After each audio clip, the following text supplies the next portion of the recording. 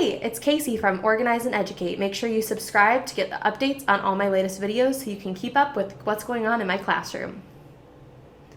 All right, today I'm so excited to be giving you a tour of my new rotation timers updates. These are my original reading rotation timers, so they are meant for centers time, for your literacy block, and they're more editable than ever. You're going to love them.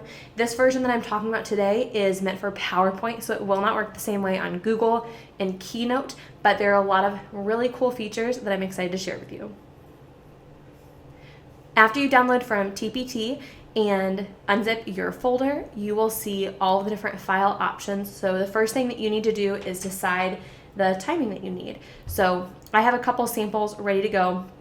You'll need to decide if you want 10, 15, 20, or 30-minute timers, and then also if you'd like visual or countdown. And I will show you both of those just so you have an idea of what they look like. So I've got some sample timers ready to go. The first that I'm going to show you are the 10-minute countdown timers. So countdown timers are just a typical countdown clock. So you'll see the minutes going down a second at a time. So these are great for older students, and I use them later in the year with my first graders. So you can see the video at the bottom of all the options. And again, there are 45 options on all of the slides. The text is editable and the fonts are embedded, so all of this will stay when you open it on your computer. So you can decide if you just want to display two things at once, how you would like to title them, and then list the student names underneath. So again, all of this text is editable, and all of these versions are available on all the different timings.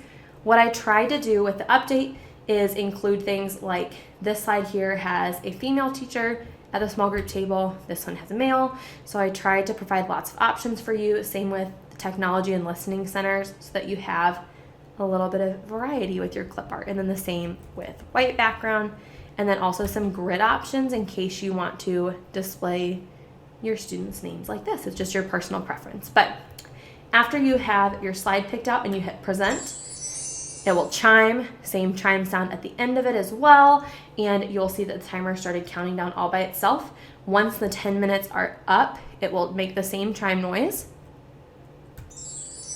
and switch to your next slide. So that's how the countdown work. I'll give you a quick peek at visual, and then I'll give you some tips on setting up your timers for your classroom. The visual look a little bit different. All of the same templates, but on the visual you'll notice that you can just see black tick marks where the timer is. You can't see the timer. So they'll be in usually at the bottom of the screen, further up on the single ones. So all the same templates. When you display this one, it will start automatically and chime once again. And then it will take a minute, but as the time goes on, you'll see a gray bar starting to fill up at the bottom of the screen. That's the visual part. I love this for younger students because I think it's something that's really relatable to them. It's just like if they're watching a video on a tablet or something, they can see the little bar filling up across at the bottom of the video. So this is really the same idea. They can tell when they are about halfway done, and then they can tell when they're running out of time. So this has really helped my students become more accountable for their work and more independent because they know when the bar starts getting most of the way filled up across the bottom of the screen, they should probably be cleaning up and wrapping up their centers and ready for the next thing. So you can see the gray bar filling up a little bit at the bottom now. Now that you have an idea of what both types of timers look like, you might be wondering how you can take all of these templates and actually set it up for your classroom. So I've decided that I'd like to use this template with my class. So what I'm going to do is I'm going to click the slide under it, hold down the shift key, and push the down arrow because I want to delete almost all of the slides under it. I hit the up arrow when I got to the last two, so I don't delete those two. Those are important. I'll talk about them in just a second. And I'm going to hit delete. It's kind of scary to watch them all go away. And then I'm going to do the same thing with the slides above the one that I want, so that I'm just down to the slides that are important to my classroom right now. So I'm holding the shift key and going up, and I'll delete those extra slides. So now what I have is I have the format that I like, the ready to rotate slide, which is 30 seconds if you'd like to use a transition slide in between rotations, and then also a 2-minute cleanup slide. And I play this timer at the very end of centers each day, and my students know that by the time that 2 minutes is up, everything should be put away and they should be meeting back on the carpet so we can go on with our day. So I have the slides that I do not want deleted. Now I can go ahead and set up my classroom, and this is super simple to do. So I'm going to set up my groups. I'm going to use some names from TV shows for a second. Here's a tip for you. If you have names that don't fit, you can highlight the individual name or the whole box, whatever you'd like. And then up by the fonts at the top, there are these 2 different sized A's. And so I'm going to hit the A with the down arrow. It'll decrease it by 1 font size at a time. So I do that gradually until it fits in the box, because sometimes there are long names. After I have all of my names typed in, I like to prepare the rest of my slides. So I'm going to click the slide over here again, and you can either right click and then duplicate, or you can do Control D or Command D on a Mac computer. So I'm going to duplicate the slide, and then what's simple about this is I can click and drag with my mouse to select all of those boxes. Didn't quite get them all, I'm going to try again. I clicked and dragged across to select all of those boxes, and then watch this, I can scoot them all over one rotation and then move my last group to the front. And so I just continue with this process until I've made all of my rotations. So if my students are going to do all 6 rotations each day, I would do it 6 times. My students do about 2 rotations a day. So I have my first day set up.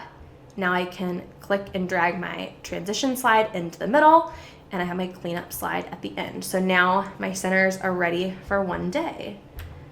And you can see they're ready to play through. It'll transition, which is pretty fast. That gray bar will fill up for 30 seconds, and then it will move on to the second rotation of the day. So it really is easy to get set up in your classroom. I'm going to give you one more quick tip on setting up your classroom before I wrap up for the day, and then I'll have to give other tips on different videos. But they are super easy to use and lots of options to customize these for your classroom needs. So I'll wait till it rotates. And I'll fill up for the full 30 and then switch. So that's how that looks and sounds. Now, if I want to prepare for several days, I might keep duplicating my slides and rotating my students. So I'm going to do that again. So this is a new day because my students only do 2 rotations a day. If I want to have all of my days laid out for the week, or however many days it takes for your students to get through all of those centers, what you can do is you can right click on a slide and you can add a section.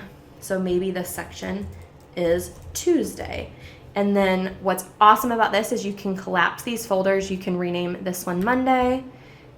And then each day when you open this PowerPoint file for centers time, you can just go to the section you're on and play that section.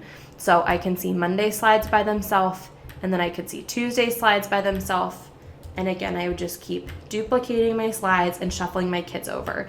And once I had every group visit every station, then I would be done with my setup, which is pretty fast once you get the hang of duplicating. So that's how I do this a lot.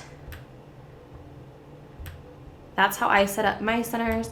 I just wanted to move one.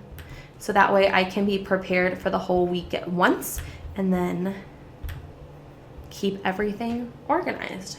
So thanks for watching. I hope this gave you a great little overview of center rotation timers and how versatile all the options are. And I hope you can find something that works well for your classroom. If you have any questions about rotation timers, please feel free to leave a comment below or send me an email. My email address is casey@organizeandeducate.com. I'd also love to connect on social media. Thanks for watching.